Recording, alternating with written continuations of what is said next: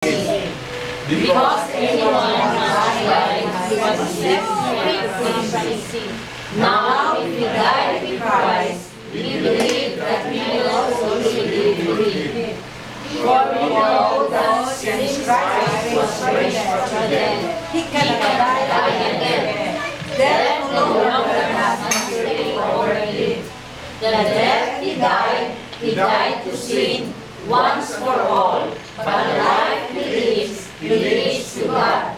In the same way, count ourselves dead to sin, but alive to God in Christ Jesus. May the Lord bless the reading of His Word. This is the doctrine of justification and sanctification. Living for the Lord, that we indeed be green in our life. Green, growing, and growing. Otherwise, there is no effect of this doctrine. Okay? Ayun dyan ha. Kaya nagabihin, Angelo ha, ayun naman.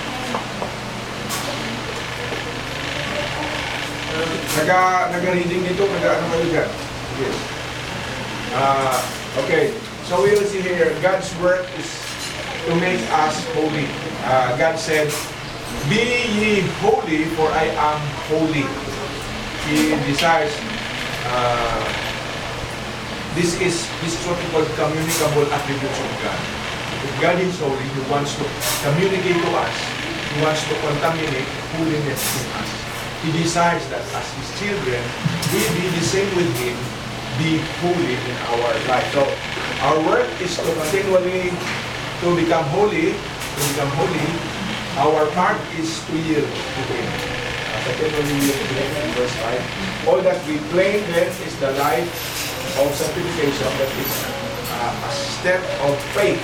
We put ourselves into the hands of the Lord for Him to work all the good pleasure of His will. And that by continuous exercise of faith, we put ourselves there as part of trusting and accomplishing as a result. Now, what is the difference? What is the difference between justification and sanctification? This is both the work of God. Can you see the difference between justification? Justification means just as if you are friends, just as if you are right, just as if you were justified, made right before God. Although you have sinned, but God counted you righteous before Him.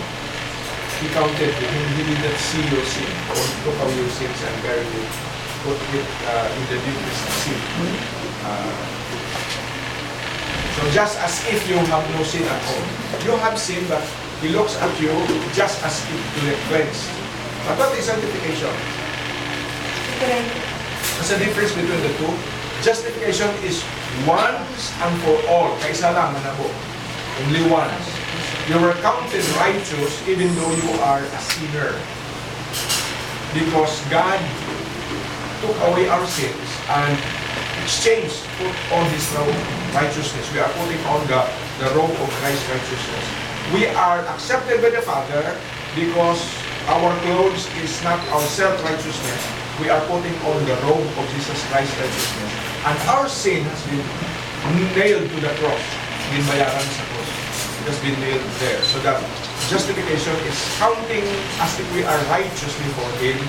And it happened once and for all, never to be repeated. Kaysa hindi lang ulitin. While sanctification is an ongoing processes. Anong example? Example sa bread. Sa bread and justification is taking you out from the darkness of sin. Tumingin ka.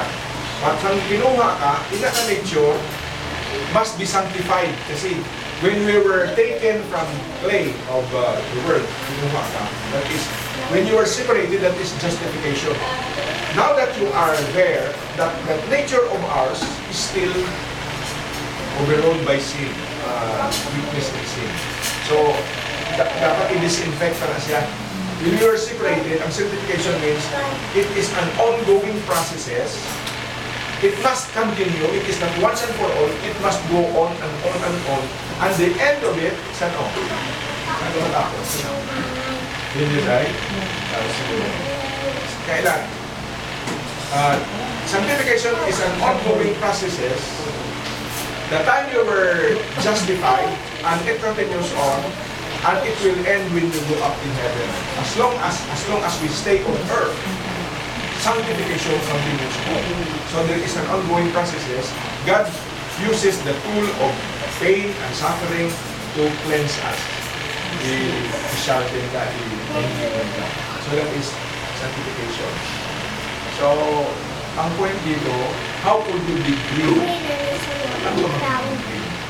It started with justification that we have life and in we were given life. And that life being green will not be growing if there's no sanctification that should move on. So, ito, marami sa mga Christian na siya hindi pa na the same na siya sa bad people outside. Mas masama ka. Anong point? It's the idea. Sanctification goes on. So, kaya nakakaya mga share ka kita. I am still under construction. God is still constructing me.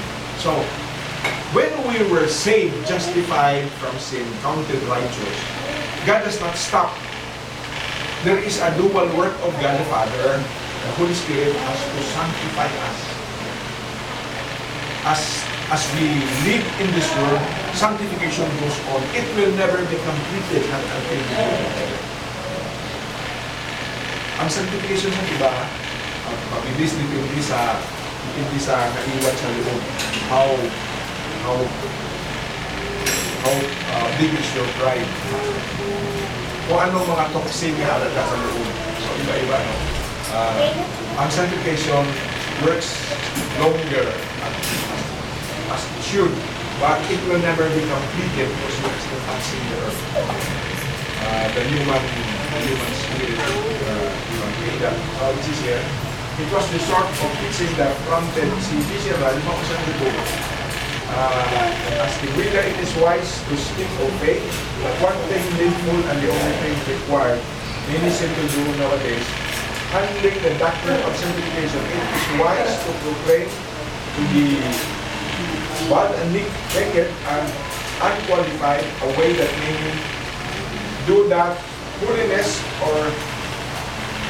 of converted people is by faith only and not by personal exertion. Ang point dito,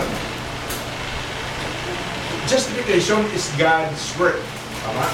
But sanctification is also God's work. But we will not be growing and growing if you will not participate. If you will not be active, you will be passive. Ano nga kung saan tayo sige? Sabay-sabay. Ito. Here are the five reasons that we are not, though we may be green, green, we may be not growing and glowing and going in because of this. Number one, why are you not growing? Why are you not green? Ang green mo pale. Nakita ko sa green na color na lasaw. Lasaw daw wala life. 6 years no life. Pag hindi na yung green na wala life. Anong reason? Sina? Number one, if a believer presume upon grace, ito is a grace. Yan is a grace. So, don't presume upon grace. This grace is there, but you have a part. Don't be passive. That is why we are instructed, count yourself dead indeed into sin. Kung hindi ka mag-count, hindi ka. Wala sa you must not presume upon grace. Number two, they doubt their conversion. Kung mag-doubt ka, I am saved. Ano ka masalaman ko? Kita ko sila sa mga tao na naman. Christian na siya, mag-aon mo siya. Ako, kasi ka, hindi ka napakasala. If you are a Christian, could you not commit sin? Oh, okay. Ito ang point. What's the difference between Christian who commits sin and not Christian who commits sin? What's the difference? There is a big difference.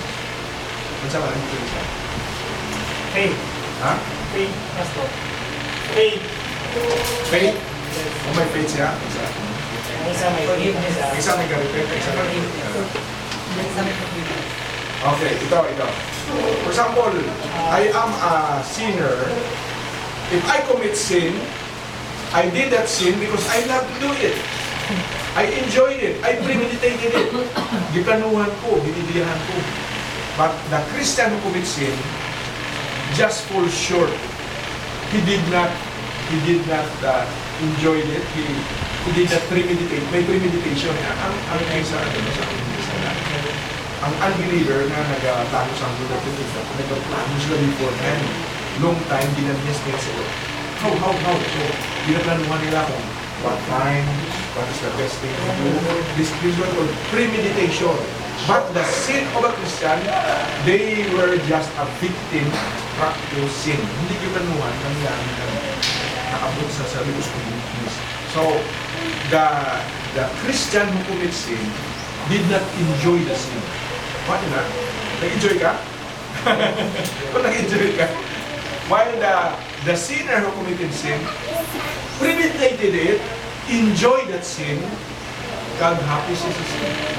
While ang sinner na ang Christian na commits ang sin, muna sa mga ginagawa victim ako. Nagigit siya kay so, kung tulungan na sa tao, the same lang. But actually, inside, there's a big difference. Can you see that difference? Kita nyo? Na ang Christian na nakasala, he is just a victim. Pagkakrap lang siya. Hindi na ginanuhan. Wala siya na-premeditated. Whereas ang sinner, long before it happened, the real thing happened, ginanuhan, ginisipan, gina-rejoice niya ang dream of happiness. Gina-asam-asam niya. Ang Christian niya na-fall into sin. Parang victim siya, he has no strength to overcome. Then we have here, number 3, they are discouraged by their progress. Na-discourage kayo wala naman ko gagro. I am green ang ulo ko. That's how I'm green. As if I'm not growing. As if I'm not glowing. As if I'm not going, not acting. Kung mag-isip kasi na, that will add up to the idea na failure. So, because of that, it leads to an accomplished condition in your life na hindi ka mag-grow or ma-discourage ka. Number 4, they conform themselves to the world. Ang justification, the world, we were taken out of the world so that we will not conform with the world. Ano lang conform? Ano lang sa TV, Christian na influence some of the world. Our lesson in the 4th year class sa Corinthians, hindi ang background nila mga worldly activities worldly behavior na may mga prostitute sa Corinth. 7,000 prostitute in the temple of Diana nandoon. So sa na-convert sila, nagiging habit nila nila. So sa na-convert sila, that habit is still in them. So ang point nito, yan. There should be some action that should move on, should happen in their life. So ang habit dapat ma-change. Okay? So, they conform themselves to the world. So, hindi pwede na ang Christian sa church sa umaga. May Bible sa right. Bible sa right. Bible. Diba lang po? Bible sa left. Kuha nyo? So, it cannot be na may Bible ka sa right at may Bible ka sa left. May nag-ainom ka drunk. Pero Christian ka na. So there should be separation from the world. So ito, there is no distinct separation. Ang Baptist may distinction, may separation. Separation from the world. Meaning, how to be separated from the world? Because we are in the world. It is another thing, parehong boat ba ang boat? Kung ang water, maunang world, ang boat, mauna ang church or Christian life, it should be that the water in the ocean should not get inside the boat. Delikado na. It's okay for the boat to be in the ocean of the world, but it's a different thing when the water gets inside the boat, kaya masave ang boat. What, no? So, we are in the world as Christians, but we are to separate from them.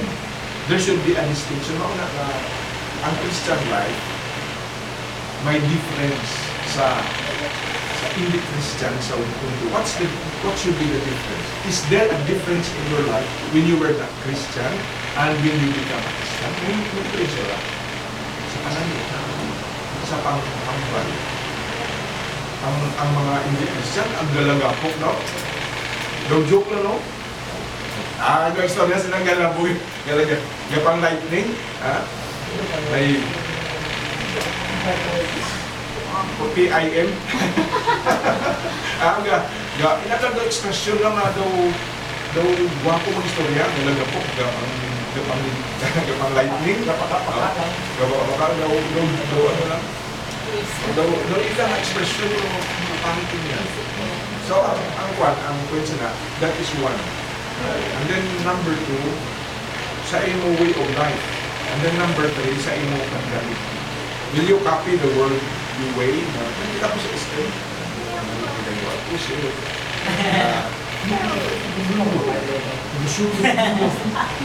Tigulang ka, inarespect ng mga matigulang kaya nagkakapagyong. Subok, kita ko si Jesus Galileo, mabok ang tigulang. Ang inutulog, di ba sa na-short? Hindi naman dapat itulog sa tigulang na short. Hindi naman kanta sa Jesus. Si Manang. Si Manang nagpaduding. Ano na? Sa una, it could be considered na bawal. Ngayon, sa katagalan na nakontaminate ka, accepted na. Kaya sa sinasabi na ang mga bata, pag nakatingin sila na ginagawa sa mga old people na wrong sa pinamata. Tama. Inobserbahan nila. So, that is a change of generation. Ang what is unlawful before becomes unlawful. Ang mga bakla sa mga nagkapanago, hindi mo sa mga bakla, nagkakamo ko, patamo. Gina-change ang busit. So, pero kibuton mo, kibuton mo, magsalita sa pinag, pero ngayon, hindi na, ladlad na. 7 years old pa lang, Pastor. Mapang-up, mapalakad mo, kapag sa matubali sa kapatang na bato.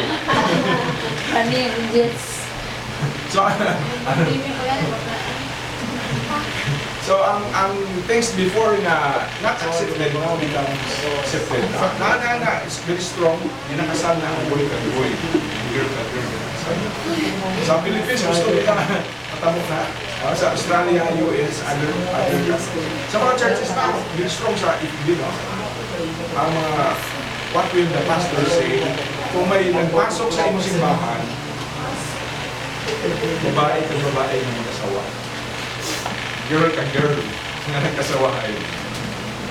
Boy ka boy, ang isa nag-KPI. So, what will the pastor do? No problem. Because that's the result of conformity with the world. Conformity with the world. We conform. Anong conformity sa world? Pagkagaluto. Anong teaching sa Bible about luto? Magkasama sa kwarta ko sa laro ko pagkamay. Manahalo lang po isang 1 million na luto. Sige, kasama-sama, hindi ka manalo. Inang wala nag-asama-sama, papanalo mo. Pero ang sabi ko, kung manalo ka sa luto, delikado ko. Muna nga, God will not let you Na-change mo. ang right mo may sudden change. Saan mo bulan mo pira? Butang sa ibuliyog. Kaya kung napon ka, kung man may change na kung yung punta sa Ginoo, get permits na manalo sa luto. Hindi lang sa ibuliyog. So, conformity with the world. In other words, ang worldly system, diluted. Diluted ang immune system. Ano man? Nagkatabaw, manipin. Mumutis na isang muna. Saan? Ganun saan? Hindi na. Kung hindi ka manganak, wala ka. Hanap mo ng iba. So, worldly system na, later on ang Christian. Kasi ang example natin, ang mga artista, sila ng artista, si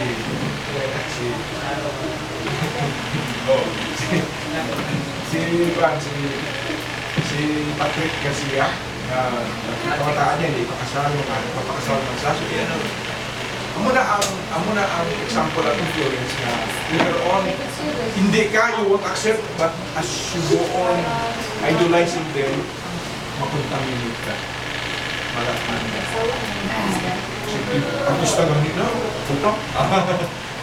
So this is the confirming the word. And then ito pa ang part of, sa binasa natin nga scripture, laziness, ibig sabihin, may passive ka lang, hayaan mo. So, sanctification happens if you exert yourself. Laging subo ka, be ye holy for I am holy. In other words, there should be participation. Ano participation mo? Don't expose yourself. Hindi lang madali kita masabi ng mga kung may COVID person may na-COVID sa lahat. Ang bilis natin mag-COVID. Kung sa inyo ka natago, hindi. Si Pastor Samari sabi ko, ang matak na lang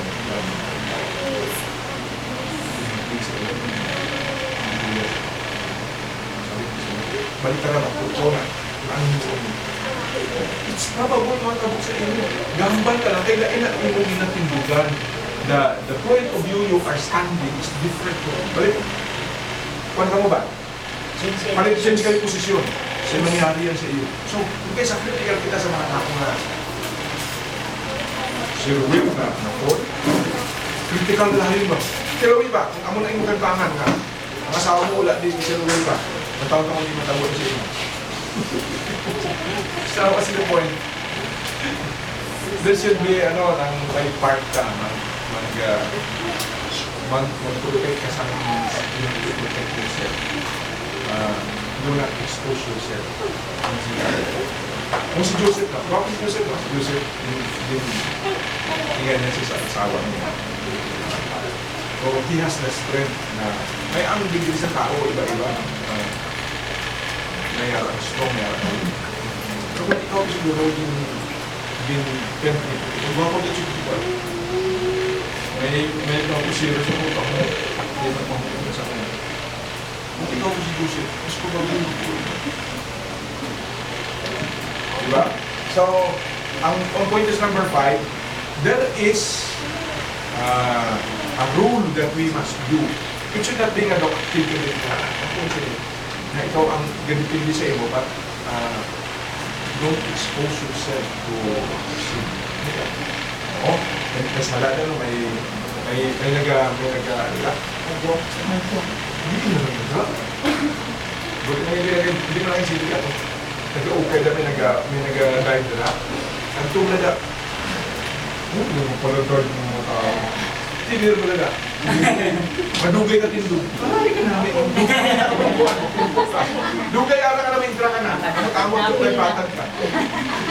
Influensyahan na. So, what is that feeling? Because you expose yourself. Dinagaan mo permisyon. Nakakidan. Pero kung naglikaw ka, escape ka lang. Mauna ang part ng listening ng listening that you have a part to do and that is to eschew evil. Do not expose yourself to do not say na strong ako. Hindi na sila, madali na sila ma-victimize, ma-contaminate. Ako yung strong ko yan. Ganito ako isang nagkaramoy. Sige, tanda na.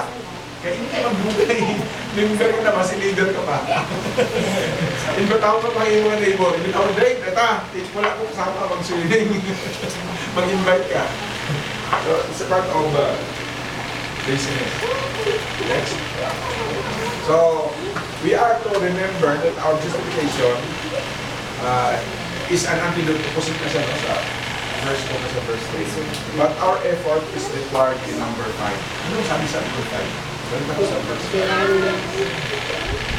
Ang justification, okay, yan as ang God's work. But ang sanctification, God is requiring us to do our part. We should not be passive. We should be going. Hindi lang ka magulat na, mahala na yun. Sanctify ako siya.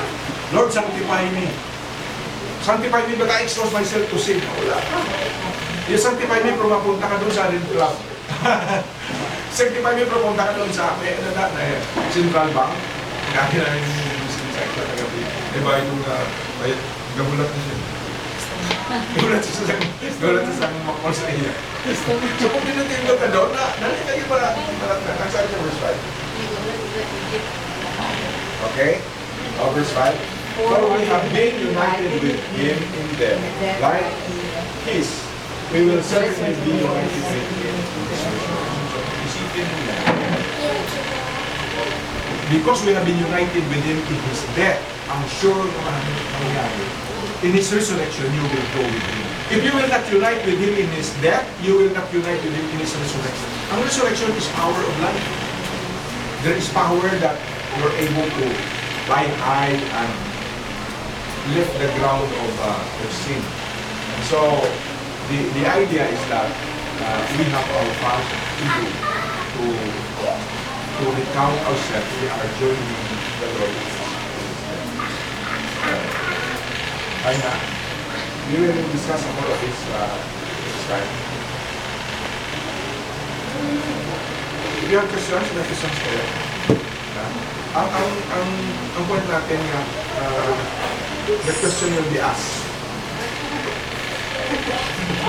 The question will be asked. No? Are you discouraged that you are not growing? Are you discouraged na ang kulon mo in? Are you discouraged that you are not glowing?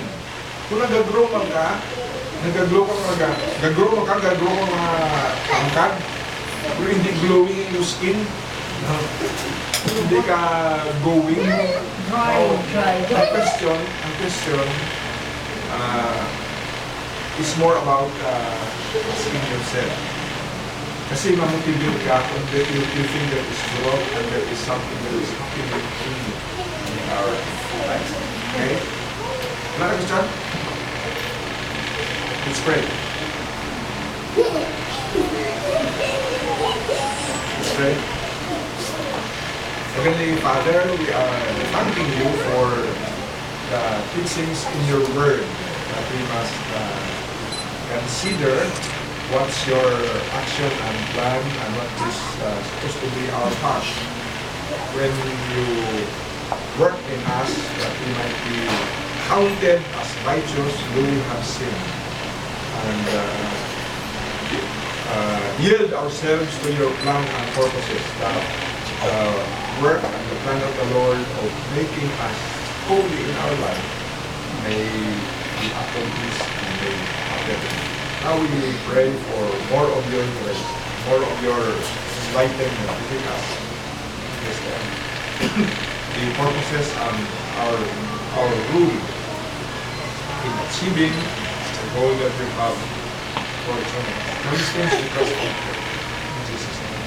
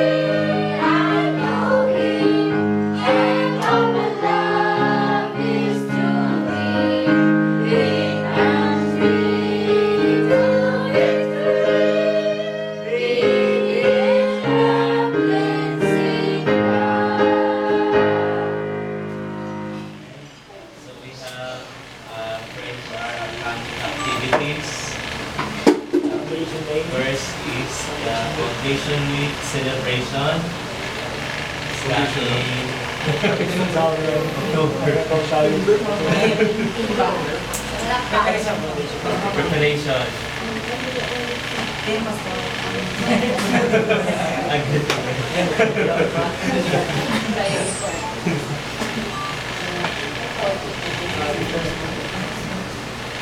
So we have also celebration for the preparation for the Teachers Month. Started last September 5 to October 5.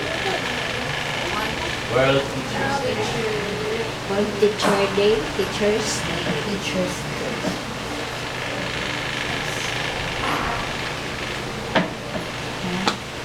Girls. Any Yes. announcement? Announcement. Yes. Meeting this afternoon after lunch. We will have meeting this afternoon on teachers and staff. Time after lunch, 1, One. 1:30. 1:30.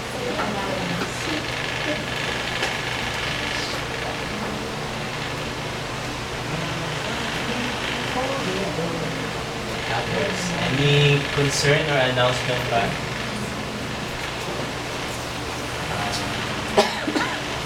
Wala naman ano, lahat. Okay naman no. Nagkaroon ng magandang Wala na idea yung para sa wala na yung activity.